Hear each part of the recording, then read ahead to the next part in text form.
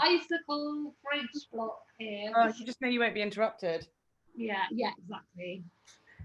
Okay. It's 3 o'clock or 8 o'clock your time. Yep. So I am going to let everyone in, and then we can give it another 1 or 2 minutes, I guess. Okay. And then Eloise, you can kick it off. Okay.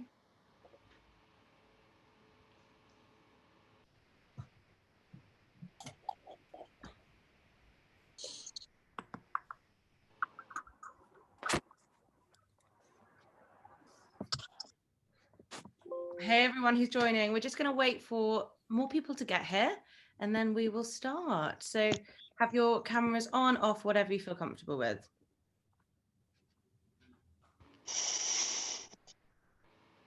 You're all very prompt. Like it. Hi guys. Love seeing all the familiar faces, and welcome to everyone.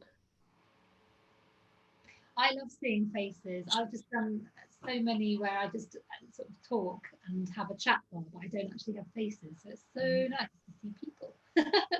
Yeah. There's a sea of mustard yellow. It's nice. Yeah. Hi, Jaclyn.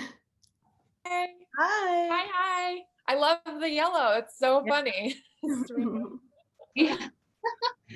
We got the memo. Yeah. I went the ugly sweater route with the leg lamp, so I love it. It's a some yellow lampshade. There you go. Oh yeah, that's true. Fragile.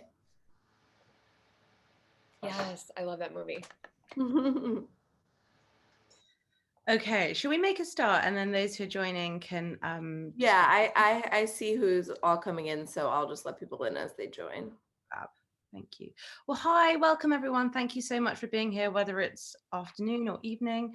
It should be a great event, and we're delighted to have our speakers this evening as well.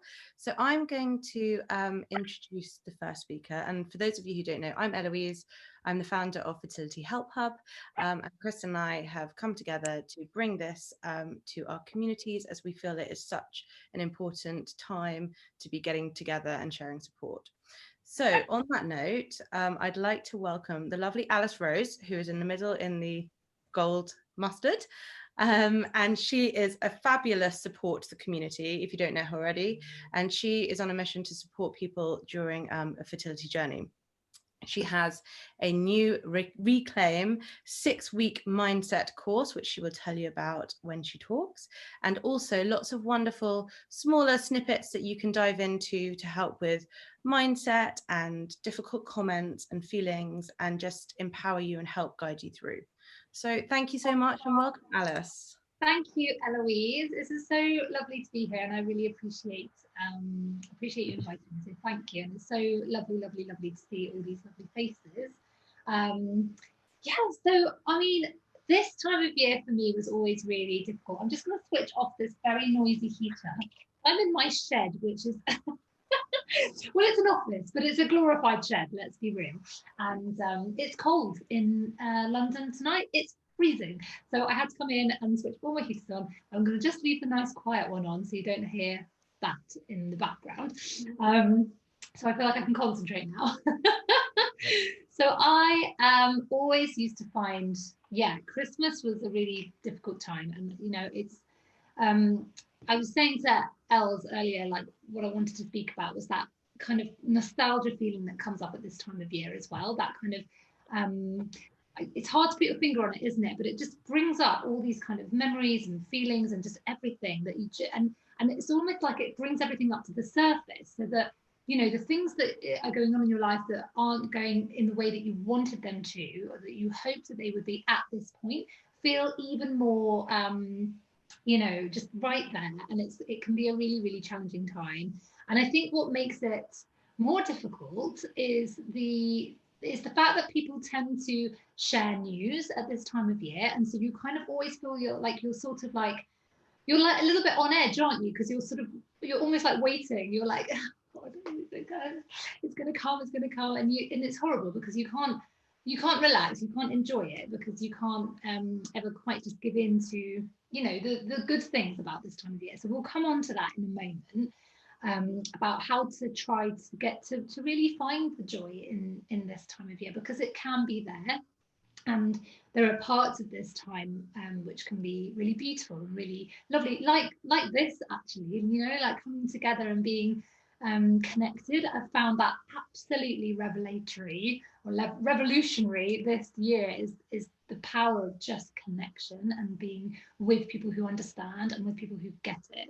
And that kind of brings me on, I suppose, to the first thing really that I always share whenever I'm sort of trying to help someone get through stuff. And like Elle says, I do this through, I suppose I'm sort of calling myself a mentor at the moment, not a coach, because I don't have coaching qualifications. I'm not really sort of anyone sort of formal in that sense, but I have ended up doing this kind of, you know, it's my job now. So I do this as a thing. But when I'm supporting people, when I'm taking them through a mindset shift, which is absolutely possible to have, the first thing that I always start with is validation and self-compassion. And I think that for me is the biggest relief, when we realize that actually all of the things, all of the feelings, all of that, like if you ever feel anything other than total joy for someone who's announced a pregnancy, or if you've ever felt, you know, the fear that you might hear something, or the fact that you can't enjoy Christmas as much as you want to, or you're feeling, and then you layer on that guilt on top because you're feeling all of those feelings. So where that self-compassion comes in, and that kindness to yourself, and that validation, is that it kind of takes off that top layer of guilt, and it's off that kind of, sorry, my computer's making that loud noises, that top layer of extra pressure that we put on ourselves. And that's actually quite simple to do in a way, because once we're aware of it, we become conscious of what we're saying to ourselves and what we're doing to ourselves all the time. We're so mean to ourselves. We really are. We'll think something, and then we'll kind of beat us, even unknowingly. You know, even I practice self-compassion probably every day, like give myself a little pep talk all the time. But it's when you become aware of how you know, how harsh you are to yourself, that it starts to change how you're going to behave. So sorry, I was distracted there. I think someone came in. Hello, whoever just came in. Yeah, so that's the number one thing, and that can be done from anything that works for you. So the way that I kind of teach it in my course is that I like to try and empower people to find the tool that works for them. So whether that's through doing their journaling, whether that's the meditation, whether that's, which I also offer, whether that's you know, affirmations, which I find so powerful. If you can find a thing that speaks to you, then that's going to be really, really helpful. Because I think that a lot of the time you might see advice on how to cope at this time of year, and there will be specific kind of go and do this, or go and do that, or go and try X, Y, and Z. And actually, I think what we have to do is recognize that all of us respond differently to self-help stuff or personal development stuff or whatever it is. So, but it's up to us to take ownership, isn't it? So rather than kind of, you know, that's the next step. So we get into so it's self-compassion first, and it's validation first, and it's just telling ourselves that we're doing really well, actually, and that we're loved, and that we're important, and that we're worthy. That's the very first step in moving into a different kind of frame of mind. And then it's the action part. And when we take action, when we decide, no, actually, I'm going to reframe this, and I'm going to find more positive ways to look at this, that's when we can start to feel some shifting going on. And when it comes to reframing, we are going to look at how we're saying things to ourselves. So if we're saying, I am really not looking forward to Christmas, Christmas is going to be horrendous, I'm going to feel like shit every day. If we can start to recognize what we're saying to ourselves and interrupt it, that's when the power comes back. So the power comes back into you, and you start to feel empowered, because you start going, right, this is a thought that I'm having. this is a thought that I'm having that Christmas is going to be terrible, or that, you know, this is going to happen, or I'm going to feel like this. And then if you're going into fear, I'm going to, you know, this might happen or that might happen, recognize that that's what you're doing, and that you are saying that to yourself. So if you're saying that to yourself, you also have the power to say something different to yourself. That for me was just like a game changer, when I was like, I have some say over what I'm saying to myself. I can change that. I have the choice. So I'm kind of rambling here, but is this resonating with people? I'd love to have if that's like okay, good. So good to have a bit of like, when I do this normally, when I chat, I normally have the chat bar going on. So please do feel free. I'll open the chat as well. Like, feel free to chat away and like ask me some questions if you want. And I'm really happy to, like do some live mentoring, I suppose, if that's helpful. So where were we? So I was talking about that. Yeah. So I think one of the hardest things can be so at this time of year, I know it's really different this year. So we don't, who knows where we're going to be or who we're going to be able to see at Christmas, wherever you are in the world. It's obviously really different this year. And that's maybe in a way a good thing for some of us, because we're not going to be, you know, surrounded by so many people and lots of announcements or questions, right? The comments, let's talk about those. So this is, if you don't know already, this is a big passion of mine. I actually campaign to try and help people understand how hard this journey is, to stop them saying all the things. So you know the ones that I'm talking about, the just relax, have you tried going on holiday, you know, oh my friend, what about adoption? All of these kind of classic comments that we get. And I think maybe the first thing to say is that, you know, it's really okay to find those comments absolutely infuriating and want to like punch the person in the face. Like, that's fine. Because it is infuriating, because it absolutely minimizes how hard this is and how complex your journey is, and the myriad complexities that come with a fertility journey, and the amount of things it actually impacts. You know, that's what's going on when someone makes a comment to you and you feel that rage. That's why, because you're like, no, do you not understand that this all of these things are happening to me right now, you know? So that the first thing that's helpful to recognize is to go, it's actually completely fine that I'm having this reaction, you know? So the next thing I think is that quite often it's when we're caught off guard that we find those comments really hard, because they just kind of come out of nowhere and they can blindside us, and they can feel really like it gives you a bit of a shock, or it gives you, you know, it kind of jolts you. You feel like you're doing okay, and then someone comes along and like, it's like a slap around the face. And yes, it's so difficult to process all the emotions that surround the comments. Yeah, exactly.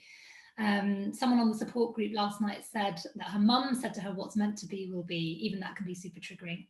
Yes, that's actually one of the biggest ones, isn't it? What will be will be. And the thing is, I think, and like, it depends. Again, we're all so individual, and some people can find comfort in that. Some people are like, okay, that's going to work for me. Other people are going to go, that really doesn't work for me. That's really not helpful. Whatever your reaction is to that comment is okay, because it's there, therefore it's valid. But yeah, so going back to like things coming off guard. So I think it's really helpful to just prepare yourself and know that actually that happens. And if people have a comment like that, you're like, oh yeah, okay, this is fine. This is what happens. Society doesn't understand what fertility is actually like. It doesn't. And the reasoning why it doesn't is because no one's actually discussed fertility properly in society for like ever. It's only just starting now, actually. You know, we think, oh, everyone's talking about it, it's great. Well, we're all talking about it, and lots of us in this space are talking about it, but we're talking about it because we desperately need to reconfigure how society looks at fertility.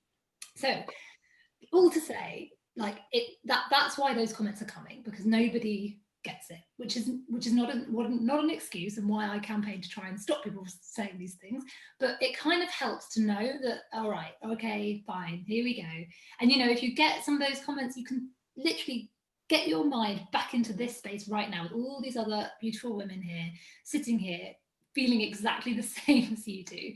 So it comes back to that validation again, which is really, really important. Because the thing is, like, the reason I keep banging on about validation and self-compassion is because without those things, we can't actually get to that next bit. So coming back to that comment about it's so difficult to process all the emotions, the first way to start processing it is by giving yourself the permission to feel how you need to feel.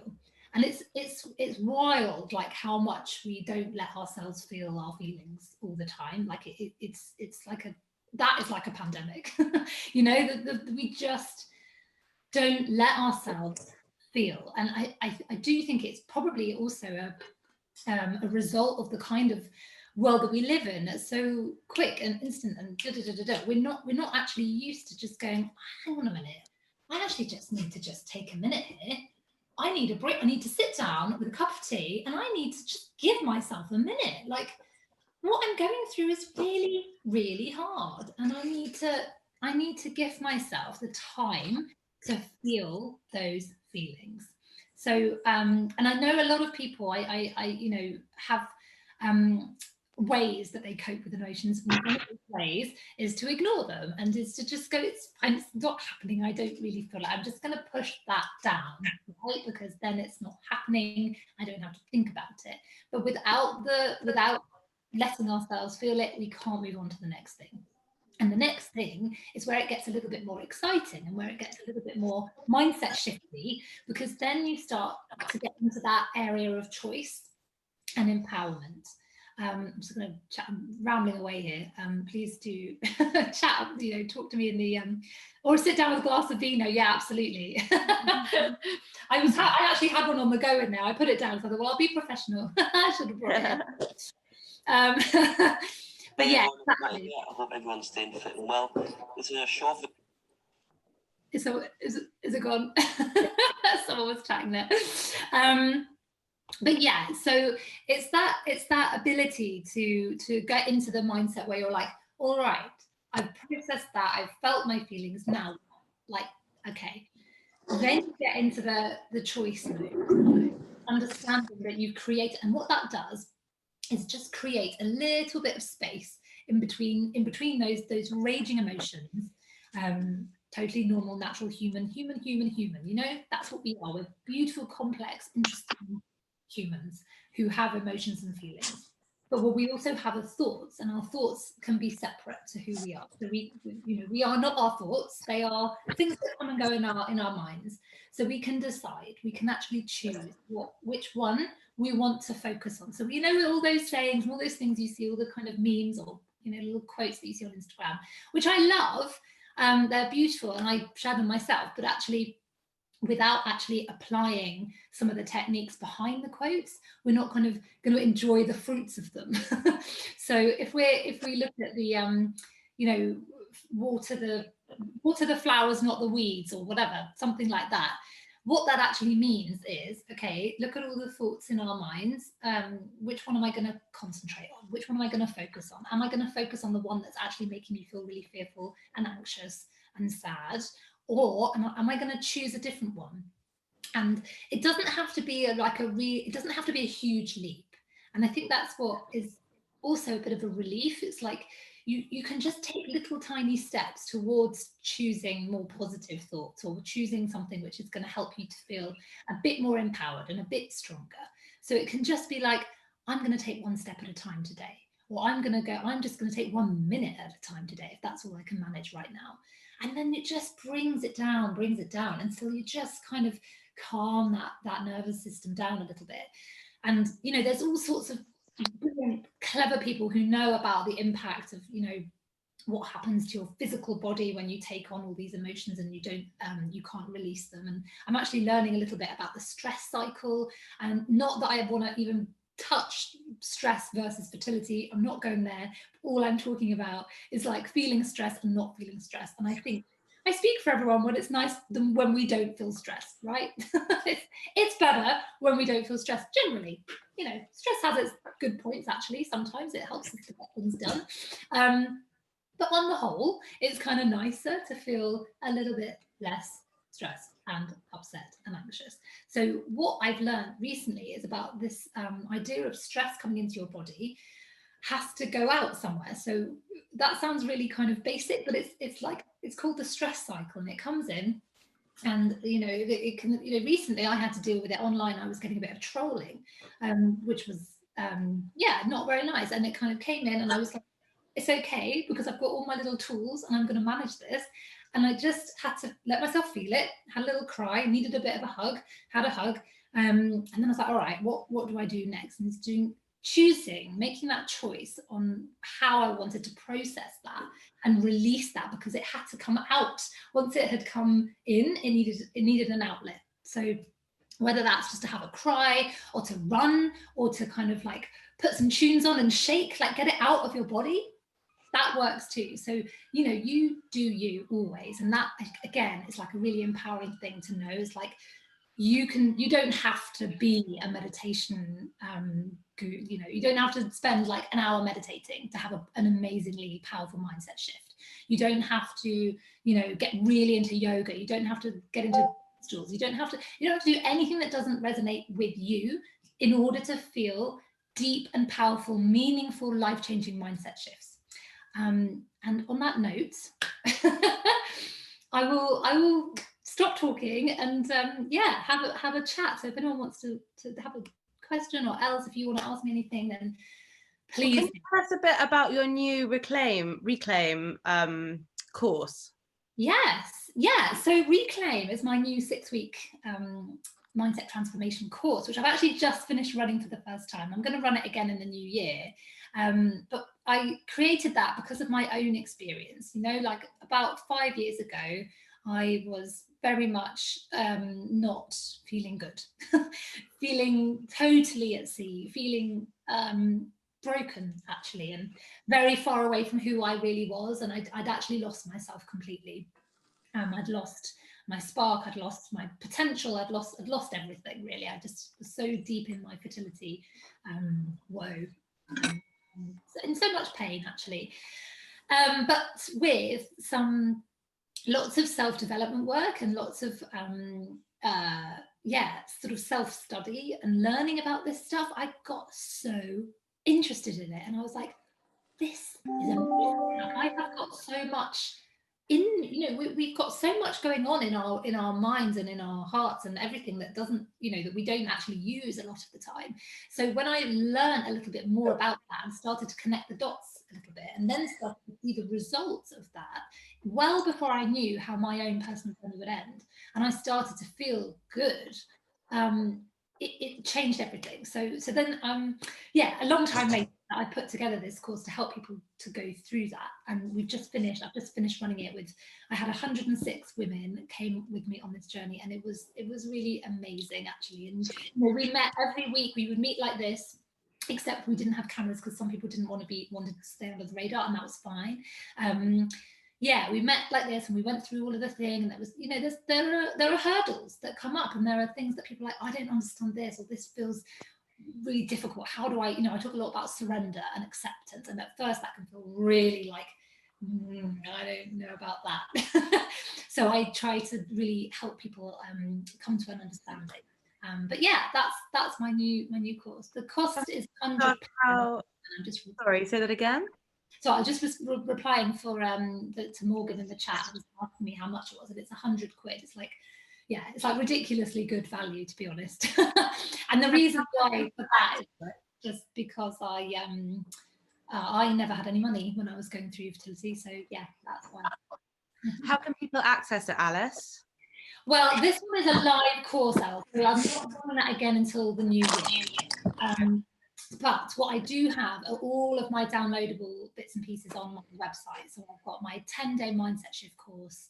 I've got my 5-day course. I've got little meditations, which are really good, especially even if you're wouldn't class yourself as a meditator. So I've got my self-compassion for a pregnancy announcement meditation. And that one is like a real like, oh, thank you. Yeah, there's my website.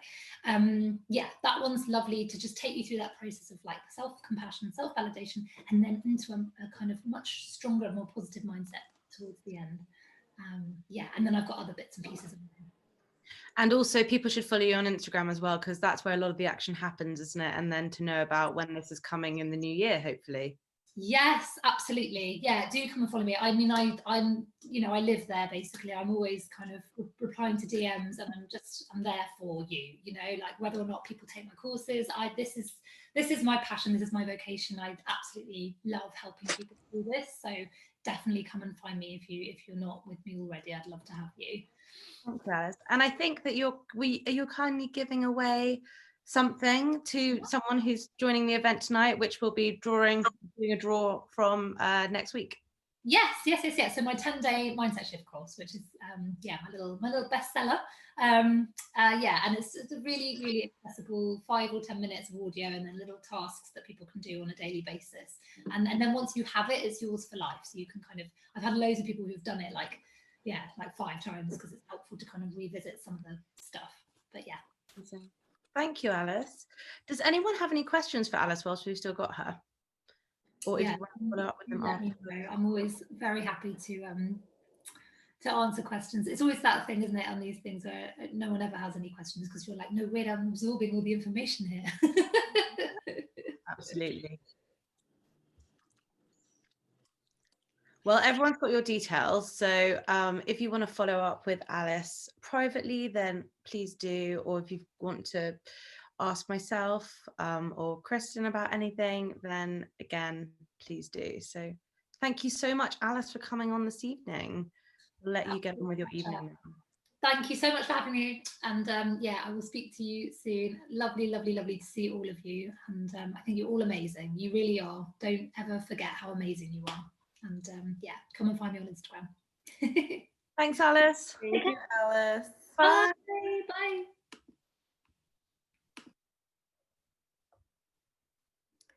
Well, that was amazing. Hi, everyone. I am Kristen Hodgson for the new faces on here. I'm the founder of the Fertility Tribe. And I'm so excited to introduce Jaclyn Misch, who is our next speaker. Welcome, Jaclyn. Thank you so much for being here. Having me. All of your voices are so beautiful. I'm like, I don't have a pretty English accent. I don't either, so the Americans are sticking together today. So I'm so excited to have you on here. You have such a unique perspective with your fertility journey. So for those of you who don't know, Jaclyn has MRKH, which I'll let you explain in more detail because I know everyone with MRKH has a little bit of a different scenario. But your gestational carrier is currently pregnant, so congratulations. That's amazing. And Jaclyn is also a wine expert and owns her own virtual wine tasting company. So in addition to sharing her story, she's going to be giving us a little wine 101. And I have my glass of Vino right here, but tasting's obviously optional for those who are abstaining. So Hi, everyone. Well, thanks for having me. I really appreciate it. So I feel like we're here because navigating infertility around the holidays just sucks. And I was probably, let's backtrack. So for anyone who doesn't know what MRKH syndrome is, it's a congenital disorder, which means it's present at birth, but you don't find out until you never have a period. So when I was 15, I went to the gynecologist because I never had a period, and they couldn't do a physical ultrasound or a physical exam because there was like an underdeveloped vagina, basically. So I'm going to be super like open about everything. So they sent me to 2 other gynecologists who still couldn't diagnose what it was, because at that time in 2002, I believe, it was known as the secret syndrome. So literally like no one talked about it, and it wasn't really taught in university, which is kind of crazy because it's so rare. So 1 in 5,000 women around the world are born with MRKH syndrome. So the physicalities of it are that you're born without a uterus, a cervix, and part of your upper vaginal canal. So in order to have sexual intercourse, you have to either dilate to stretch the skin, because the skin down there is super stretchy because you can have babies, or have surgery to create a neovagina, basically. So 15 years old, like that's a lot. I spent like the first 15 years of my life playing with baby dolls, wanting to like have a baby bump and have a baby. And then all of a sudden, like my whole world was just like rocked. Like, I feel like reproduction is such an integral part of self-identity for a woman. And so I was like tossing back and forth with like, what is my purpose? What is the point? Like it was really, really hard. But of course I was, I acted out. I drank a lot at 15. I just kind of let everything fall, my grades, everything. And then, it took a long time for me to open up about it, probably 6 or 7 years. But once I finally did, I found a lot of support, and social media wasn't a thing then either. So that was even harder. So this like community, it's just like so amazing to see all of your faces and know that in one form or another, like we're all grappling these emotions of reproduction, and struggles with it. And like Alice said, which was so true, like society doesn't really get it. And so what I've found when, my husband and I have been married 5 years now, but when we, Christmases pass, holidays pass, and people ask, but they don't really know what to say. So I feel like it's more them just trying to like figure out your situation. And then, so it's twofold for all of us. We're educating them and dealing with the emotion of everything. So it's like, I feel like all of these faces are freaking warriors just for that, like fertility around the holidays and educating people. It's like, kudos, so yeah, I mean, I don't know obviously where everyone is, but if you're trying to conceive naturally or IUI or IVF or any of that, I mean, it's all the same emotion and it's hard. So hats off to you guys. And then the comments too, like so back to my story. So MRKH syndrome, I dilated in order to have sex. I never had an issue with that. And then when we got married, we didn't know where my ovaries were, but we knew that I had them because I have female chromosomes and normal hormone levels. So I actually do have a monthly cycle, but it's just like in my body and it doesn't go anywhere. So after we got married, we did an ultrasound and we found out that I did have 2 ovaries. They were just really high up in my abdomen because they had no uterus to connect onto. So they're just like up floating. And so then 2 years later, my company at the time, which totally other topic, that IVF and reproduction isn't covered by all health insurance. It's just like so frustrating. But the company I was at the time covered like $10,000 for IVF. And I was like, wow, okay, let's do this. So we did IVF and we got 6 PGS tested embryos, and we knew that there were 3 boys and 3 girls. But then the struggle started it sunk in, like, okay, who's our carrier going to be? Like, this is a whole other set of emotions. Like, how does this work? So then I started Googling just surrogacy agencies. It's illegal where I live in Michigan in the US to pay someone to carry your baby. So compensated surrogacy is illegal. So we had to go to a different state. We went to Illinois and Chicago. Felt really good about the agency. And they matched us with a carrier within 3 months. We met her and her husband. They were great. I was like, oh my gosh, this is it. PGS tested embryos, the chromosomes are great. Like, they're high grade. It's going to take, like, I was so naive, I feel like, at that point. And sometimes they do take right away. It's just like, it just depends. So we did our first embryo transfer in 2018 and it failed. And then that was around the holiday. So that was in like November. And I remember thinking, oh my gosh, we have to wait until after Christmas. So we do another embryo transfer. So we have to tell our whole family, like, it failed. And I'm really public with everything. It's like all over my social media, but it's still hard, like the disappointment and the expectation that it's going to work and then it doesn't. And then you have to like relive all those emotions and all the emotions of self-worth. And is this meant to be? Is this the path? Am I doing something wrong? What did we do wrong that it didn't take? all the things. So we had to wait until after Christmas to do another cycle. We did our second embryo transfer, and that one also failed. So then I'm like, okay, maybe it's my eggs. Like, I don't know what I'm doing wrong. So then our carrier decided she would do one more. And then that one took. So we were like, oh my gosh, third time's a charm, we're pregnant. And then like 3 days later, her HCG beta numbers dropped to 0. So I was like, oh my gosh, this is crazy, because you see so many positive stories online of like, oh my God, we're pregnant, it took, yay, IVF baby twins. Like, it's just not the case, it's different for everyone. So that was really hard. That was probably the lowest point, because after 3 failed transfers, we also lost that gestational carrier. She didn't want to go through with any procedures invasive in her uterus to find out why the embryos weren't sticking.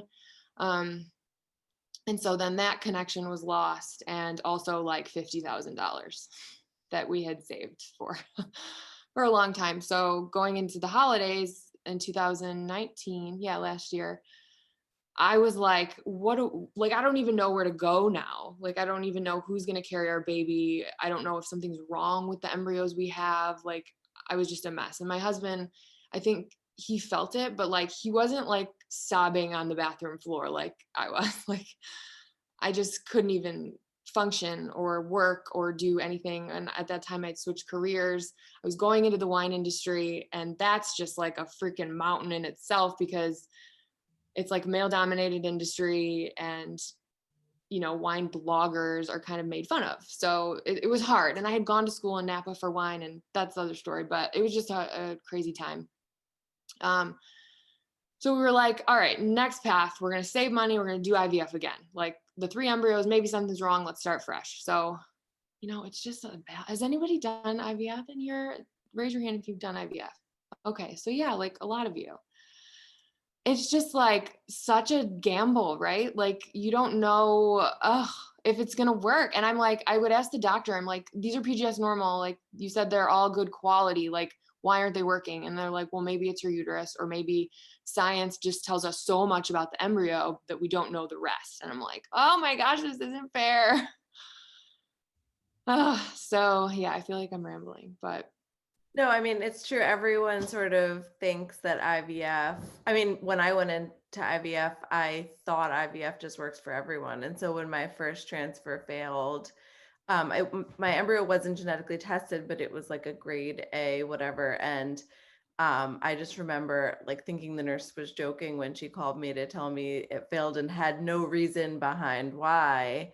And it's like, what do you mean? Yeah, it's just like another level of devastation when like, even just to get the embryos is a really big mountain to climb. And then once you have them, you almost think like you almost let out a breath of relief, but then whether they stick is a whole nother story. And yeah, it's crazy. And then like, I saw someone post something about like IVF is like the Hunger Games for embryos, because that number just gets smaller and smaller with like the 5-day wait, and like if they freeze and all that. And yeah, it is. It's like another set of emotions on top of it, because to already have to do IVF is upsetting. And then it didn't work. That's like double upsetting. So yeah, totally. So, oh yeah. So this time last year, after I was like, venting, my husband's cousin offered to carry for us, and she lives like 20 minutes away. So we didn't have to pay her. It's totally legal. Altruistic surrogacy in Michigan is legal. So she's like, I will do it. And I was like, oh my gosh, this is crazy. She already has 3 kids. And so we did IVF again. We only got 2 PGS tested embryos this last time. And so then we did our embryo transfer this past August, and it was the first time with her. And I was just like, this is it. This got to be it. It was like between the first beta number and the second beta that I was like, okay, I think this is it. So that's kind of where we are now. We're 18 weeks on Sunday. Oh my gosh. But that's so amazing. Amazing. It's really just like, but I got to the point where I was like, do we keep trying? Because it was so testing on our marriage too, where I was like, maybe we just stop. Like after the third and after we didn't have a carrier, it's like that mental point when you're like, how much more can we take? Like, and I remember telling my mother-in-law that, and she was just like, well, what do you mean you're just going to stop? I'm like, you don't understand how emotionally taxing this is, like, and financially, like we just literally like can't do it anymore. It's like frustrating to have to like tell people that. So again, it's like the education and the emotion, but hopefully one day in like 50 to 100 years, you know, we're going to be the first group of people that had to educate society about this. And then one day people will be like, oh yeah, okay, beta numbers, like, or.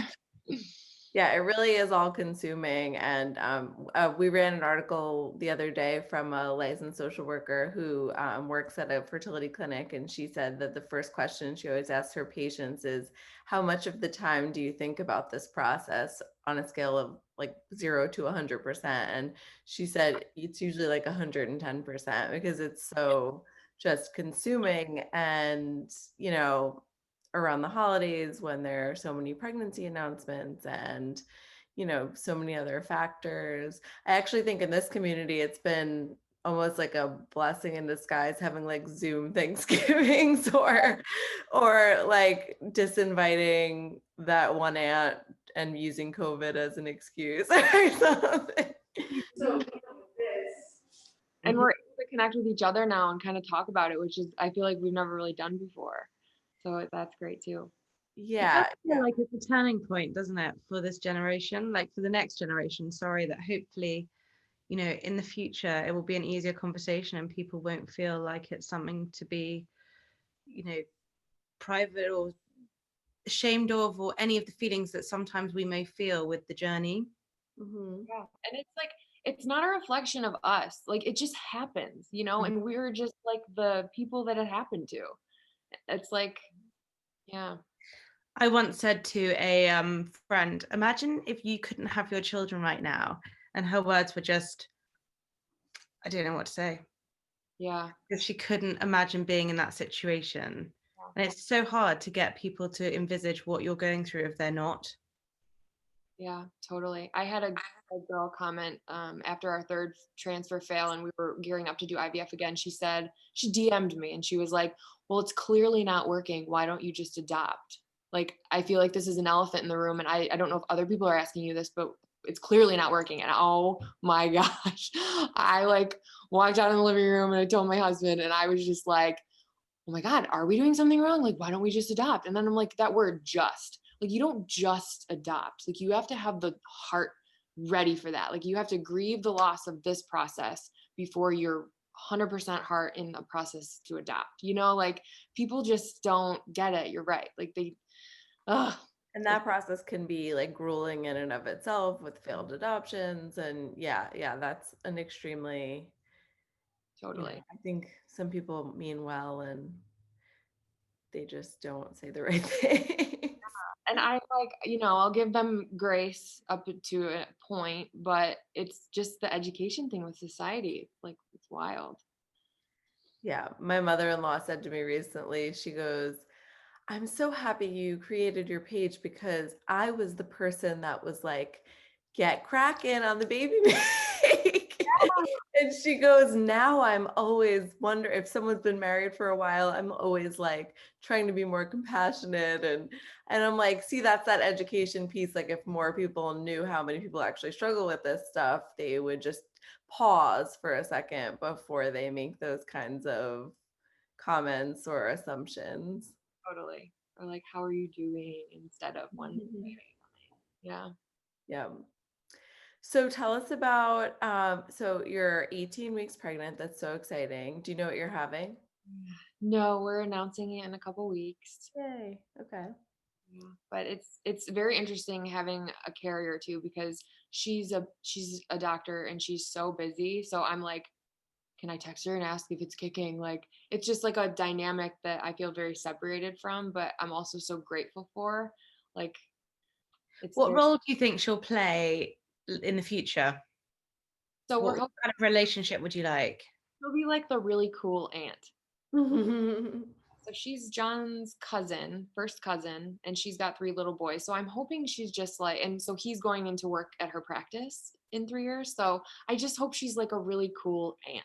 But we were going to name the baby's middle name after her, Kelly, no matter if it was a boy or a girl. But then I backtracked and I was like, wait, that might bring up some issues in the future if she's the carrier and it's like, you know, the name and it's like, I'm not the mom, she's your mom. Like, I don't know. I was just like, maybe not. So this gestational carrier process is also very like, I'm trying to figure it out too.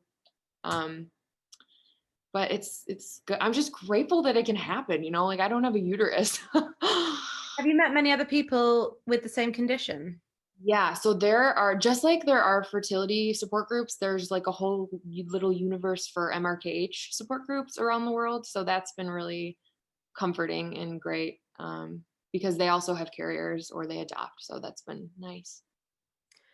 I can't imagine being told. I mean, I didn't know about my PCOS when I was 16, but like being told that at 16 or 15 that you can never carry your own child, that has to be. So did you feel like by the time you were actually ready to start trying, had you sort of come to terms with it, or is it still a process? Yeah, I think it's just the process that you never like heal from. It's just like you learn to live and deal with it, because it's like every holiday or every interaction, my whole life changed because I don't feel like normal women. You know, like I don't have a period, I don't have any, you know, like I just feel different, and I feel like you just learn how to cope with that through groups like this. But yeah, at first it was the sex thing and the like reproduction and like the word transgender and intersex, like those were all really scary when I was younger, because in 2003, like no one talked about that. It wasn't like it is today. So when I heard that, I'm like, oh my gosh, like, am I weird or am I, you know, like just all those feelings. How was that then when you met your husband? When did you have a conversation about it? I told him about a month in. So yeah, that was the kid talk. It's like twofold. It's like, I need to dilate in order to have sex. So you stretch the skin with dilators for about 3 months. It's different for everyone. Some women it's called the Vecchietti procedure. Every country has their own name for the procedure, but like they'll do a skin graft, but you still have to dilate to hold the skin. It's literally called a vaginal dimple. It's like this long. So you have to stretch it. But after I did that, I was fine. And I also was having sex with my boyfriend at the time, so that helped. But so it was never like sex after that. It was just like, I would say I can't have kids. Like, I can't have kids. Oh my God, you can't love me. Like, I don't understand how you could ever love me. And I was dramatic. And, but he was, I think it was because we were like 21. He was like, it's fine. But he did ask his mom about it. He's like, Mom, like she can't have kids. And his mom, thank God, was like, it's okay. There's ways, there's adoption. Like she kind of guided him through that. But it's so funny that I would say that, because like I could have kids, just not in a traditional way, you know? Mm-hmm. But you said you didn't know about your ovaries until later. Is that right? Could they not check that earlier? Yeah. So I think it was also a miscommunication between my mom and the doctors and my dad, because they were so traumatized in their own, they were like, oh my God, we have to talk to our daughter about dilating. Like what? That they were so, and they're not very good at communicating medical things anyways. So after that point, my mom would always say, well, we don't know if your ovaries are good. And so my whole life I was like, okay, I don't know if my ovaries are good.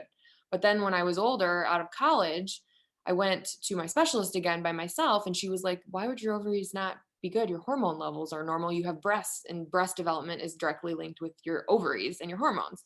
So it was just a matter of that they couldn't find them on the initial ultrasound because they were so high. So the technician, literally, I printed this out in a scrapbook that I put, but it says absence of uterus, absence of ovaries, which was not the case. So it was like, you have to be your own medical advocate as well. Because then later, after John and I got married, about 6 months later, we went to get an ultrasound and we explained everything. And so the tech looked higher and she found them. So it was like so many years of me not even thinking I had ovaries because the technician was wrong back in the day. And my mom and dad didn't know how to like figure it out, you know? So yeah, you have to be your own health advocate for sure. Absolutely.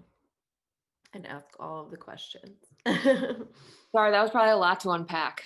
Oh no, such an amazing story. I keep going back to like the finding out when you're 16 that, because you're right, it is so intertwined with our identities as women and feeling like your body's broken somehow because you can't have children naturally, or even just having to go through IVF like makes you feel like, why can't I do this? Why can't I do what comes so easy to other people?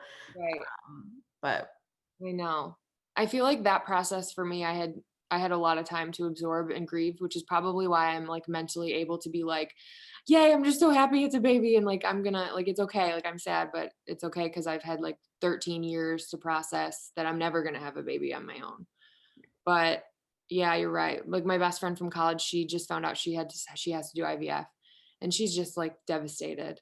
And I'm trying to help her through it in a positive way. Like, make this our own journey. Like, make this cool. Like, let's make this fun. Like, we can't do it how normal people do it, but like post pictures and I don't know. I mean, that's kind of how I look at it. Just try and make a negative a positive and own your own version of normal. Yep. And at the end of the day, Eloise can attest to this too, but once your baby is here, however they come to be, you're not really thinking about how they got here or who got them here, or Yeah. That's what I keep telling myself too. It's like I'm writing him. I wrote a little journal, and it's called Her Oven, Our Bun. So it's like a guided journal for intended parents. And I just started writing in it the other day. I'm like, I wrote this journal because I wanted everyone to have it, and I haven't even written it myself. I started writing in it, and I was like talking to baby, and I'm like, I'm sad that I can't experience like your kicks or you growing and like intimately know you yet, but like I'm so excited to have your whole life to do that. That's awesome. Chills. So how did you get into wine? I'm curious. Oh my gosh. Honestly, I was so mad that it was such a dude thing. I'm like, why is my husband and all these people talking about wine? Like, I want to learn about wine. And so I just started learning, and I was unhappy in my career. I was 5 years into an ad agency. I was in media planning and buying. And so I quit, and I started pouring wine at the Detroit airport at this place called Vino Volo. And my boss at the time had a formal education in wine at the Culinary Institute of America in Napa Valley. And I was like, you can do that? That's a thing? So I like called my husband. I'm like, I'm going to go get my master's degree in wine in Napa. Bye. And he's like, what? But I was like, I need to do this for myself. Like, I want to continue. So I did that, and I moved home. And Michigan and the Midwest isn't really like a wine place. So that's kind of where like my own virtual tasting company came into play, and doing tastings. And yeah. I've got a question for you about wine. Yeah. Not so much about taste, and I don't know if you've had this before, but I have put on the pounds over lockdown, and that's probably due to too much wine, possibly. And I think it's rosé. Is rosé the most calorific wine you can drink? Well, red has more calories because there's just more in it. So rosé or white, yeah. Love white. That's a shame as well. And it has to be fermented dry, no residual sugar. So oftentimes wines that are under like $10 have residual sugar in them because they're mass produced. So that in order to like make up for some of the defects in the winemaking, they'll just like add sugar to make it taste better. So sometimes that. Someone just asked, how do virtual tastings work? So all you have to do is email me. It's letstastegrapes@gmail.com. And then I send you a planning form.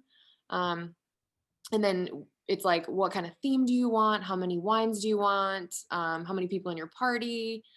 And then we kind of like plan it together via email based on like what you want to drink or what you want to learn more about, any region in the world, whatever price point. I do mostly wines under like $25 for people. We could do like a red wine tasting with all different grape varietals, or like some bubbly, or like all Spain. I did that one the other day. So yeah. That's so fun for, just a girls' night. Yeah. And it's like cool to know about some common wine terminology, you know, if you're like ever in settings where you're, you know, stuck. I'm your wine coach. Like I'll help you. Like I'll be your best girlfriend that like. So for those of us who know pretty much nothing about wine, although I do stay in like the $15 price range so that I'm like above the $10. But what do you like, what are the basic terminologies that we should know? So I feel like what you guys should put maybe in the chat, like what wine words do you like? Wine legs, that's one I hear a lot. So legs on the wine glass, it's basically like how thick the wine falls down the glass, but that doesn't really tell you anything about quality. I feel like a lot of times people are like, oh, it means it's like a good wine, but it really is only telling you the alcohol and the sugar. So if you think of syrup like falling down the rim of a glass, it falls slow and thick. So if a wine has like lower alcohol content and like it's dry, they'll fall really fast and evaporate quickly. That makes sense? Mm-hmm. And then another really common one is like, my mom asked me this when I was getting wine. She's like, I don't like, is there actual cherries in my wine? Or like, what's the fruit in the wine? Like, why do people talk about aromas and flavors? Like, what is the situation? So basically, like winemaking is such a chemistry thing, like in the fermentation process, but they're basically aromatic compounds that are exact mirror images of like what cherry smells like. Or like, I have my book, please. I'm just gonna, did you punch it yet? No. Oh, okay, that's fine. I'll do it. Thank you. or like a buttery Chardonnay. Like if anyone has smelled like butter and Chardonnay. So that is an aromatic compound called diacetyl. That is literally the aromatic compound in butter. So it's like, there's not butter in it, but it's just like chemistry. It's wild. What about choosing wines for food? Is that something that you do too? Is that sommelier? Is that the same? Yeah, so I do, like a lot of people sometimes want to do cheeses with the wines that I pick, so I'll recommend some cheeses to get. But my biggest rule that I go by, or it's not like a rule, it's like a guideline, is balancing the acidity and the fat content. So if you've got like a really creamy, like mac and cheese, like you want a white wine that's higher in acid, so then they kind of like complement each other, you know? So you have like refreshing after you've got the cheesy. Interesting. Or you could do like complementary, so like flavors and aromas that are the same. So like a cherry, like a luscious red cherry wine with like a cherry glazed goat cheese or something. That sounds delicious. Cherries from Michigan, right? Yes! Oh my gosh, who said that? That's awesome. Me. Are you from Michigan? It's like there are some wines in Michigan. They're not always my favorite, but Totally. I'm from the Kalamazoo area, but I've been to some of the wineries in like the like Traverse City up north? New Buffalo, Harbor Country. Okay. Yeah, yeah, awesome. like Round Barn. Yeah. Yeah. I love Michigan whites. There's a couple of reds I like, but they're like killing it with their whites. Nice. Yeah. So what's your go-to bottle of like something in the $15 range? So I just actually posted about this today. Louis Jadot or Love Jadot, they're at like so many grocery stores, but they're probably between like $12 and $20. They're like approachable entry-level bottles, and they're so awesome. They're from Burgundy, France, but they've got like reds and whites. But yeah, Love Jadot, and literally like any of their. Why do some wines or champagne make you feel worse than others the next day? Probably the sugar. Yeah. Or I mean, so my husband and I have like he's like, I'm going to write like a paper on hangovers because he's in like the medical field. So he's like, it's the histamines. It's like the level of water in your body at the time. It's what you eat. It's the sugar in the wine. It's like so many different factors. It's not just like one thing. It could be the sulfites, but honestly, that's kind of like not really the case because only like the smallest percentage of the population is actually allergic to sulfites. It's more probably the histamines. Yeah, histamines make you swollen and like have a headache and dehydrate you faster. And they're more often in red wine because they come from grape skins. So that's why like my mom, she's like, I can't drink red wine because it gives me a hangover, but it makes sense because the histamines. Yeah, red wine, because I guess I don't drink as much anymore with two toddlers. So now every time I drink red, I have a little bit more of a hangover, I'm Yeah. noticing. I noticed that too about me. I don't know if it's because I'm getting older or what, but yeah, I'm like, and with two toddlers, I told John that I'm like, like if this baby comes, when this baby comes, God willing, like I'm probably not gonna be hungover like ever again. Daytime drinking, Yes. no hangover, go to bed early. Yeah. Good tips. Yeah, for sure. Well, so how can everyone find you? You have information about all this stuff on your site, correct? Yeah, so my Instagram is just at Jaclyn Misch, or you can follow my tasting Instagram. It's tasting grapes. It's in my main thing, but I can put my email in the comments too. So let's taste grapes. That must have been, you must have had like a surge in business from all the virtual Zoom.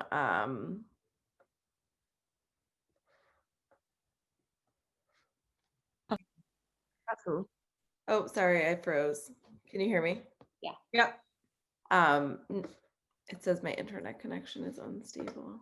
I hope you guys can hear me. Oh, I was just saying you must have seen such an uptick in like virtual wine tasting since since the pandemic. That sounds like such a fun activity.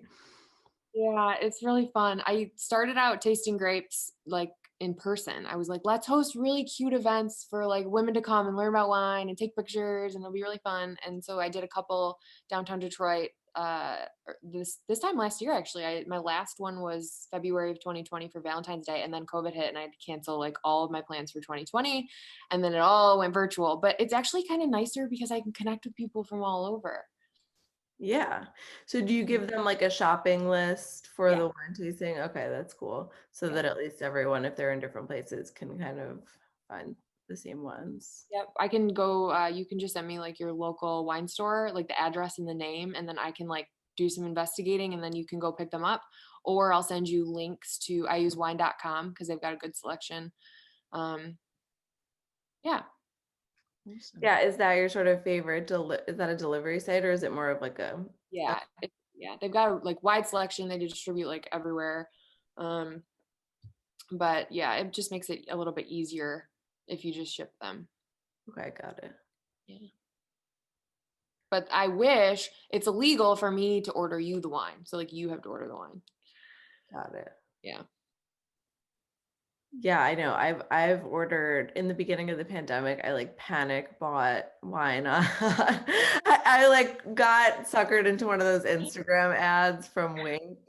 Oh, And yeah, but yeah, I forget what I was gonna say, but yeah, that happened and now I'm just like on the mailing list and I'm just like, sure. I mean, that's awesome. It comes right to your door and they're all different. I love their packaging and their education too. Yeah. And oh, what I was gonna say, it's not a problem now but you do kind of have to sign for it usually. So it used to be that I'd be like, oh, I'm not gonna be home for that. Now I'm like, I'm always home. Yeah, totally. I feel that. You can do virtual cocktail tasting and making as well, can't you? That'd be fun. Yeah. I think like that's a way that perhaps businesses are doing Christmas parties and things this year, being such an odd time. Yeah, absolutely. Something to connect everyone, it's nice. Yeah. Well, we found that this year it seemed like with the pandemic and, infertility and the election and everything going on in the world, it just felt like we really needed sort of a distraction, not just to talk about fertility this whole time. So we really appreciate you coming on and talking about something fun and something we all universally love. Awesome. Thanks for having me. And for sharing your story as well. Absolutely. Thank you so much. It was nice to see all of your faces and like connect because fertility around the holidays. I mean, it's hard, but at least we're all here together, And it's a group where there's no explanations necessary, really. I know, right? But I swear, I hope in like 100, 200 years, like we're the first wave of people that like had to educate the public and it'll change, So that's cool. Mhm. Well, thank you, Jaclyn. Thank you so much. Guys. Okay, I'm gonna pop off. Okay. Bye.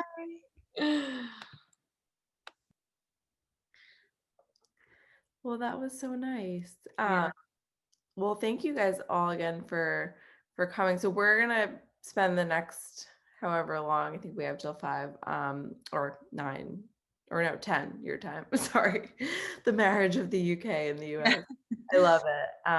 It's so nice seeing so many different faces from across the globe, and that's like one of the amazing things about this year is that we can all kind of come together, and it's like a level playing field, and infertility doesn't discriminate, and it affects people from all over the place, and we all have share those same emotions. And like I said, there's no explanation necessary when it comes to this group, because it's like we were talking about this on our Fertility Tribe support group last night, but it's like we're all a bunch of druggies. We're like, what shots did you do today? Or it's like everyone's kind of been there, done that. So we just kind of wanted to open it up and see if anyone wanted to share, if anyone had any like holiday scenarios they're dreading, or holiday scenarios that happened on Thanksgiving that may not have been pleasurable, or pregnancy announcement situations. If anyone wanted to jump in, this is super casual and no judgment zone, so please feel free.